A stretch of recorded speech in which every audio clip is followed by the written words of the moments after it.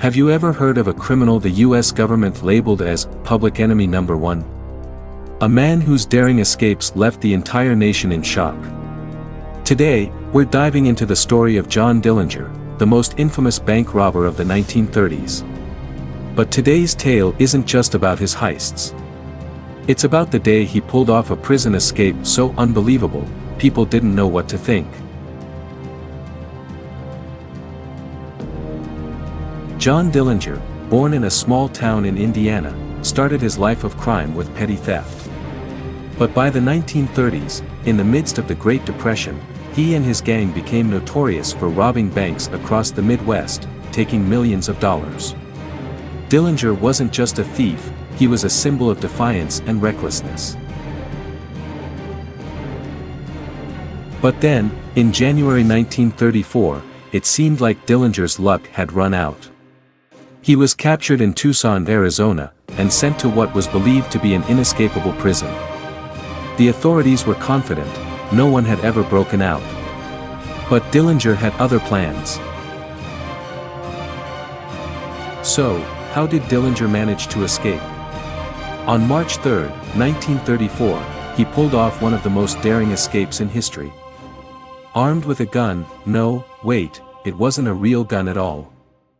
It was a wooden pistol he had carved himself. He bluffed the entire prison staff, securing a real weapon and even stealing a sheriff's car to make his getaway. He drove straight through multiple checkpoints, with no one suspecting that the most wanted man in America was sitting right in front of them. After the escape, Dillinger didn't stop.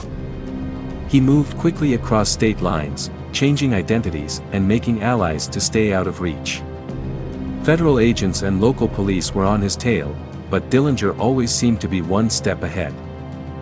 The American public was both shocked and fascinated by Dillinger's every move, eagerly following his story in the newspapers. But the question was, could law enforcement catch him again? But no one can run forever. On July 22, 1934, after months on the run, Dillinger was finally tracked down to a movie theater in Chicago. The FBI was waiting.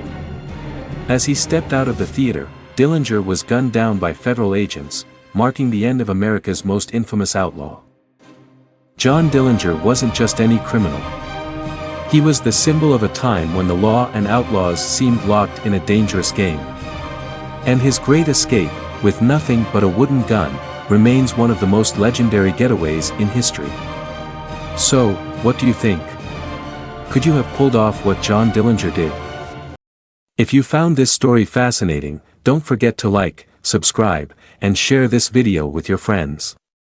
There are plenty more thrilling tales waiting for you in our upcoming videos.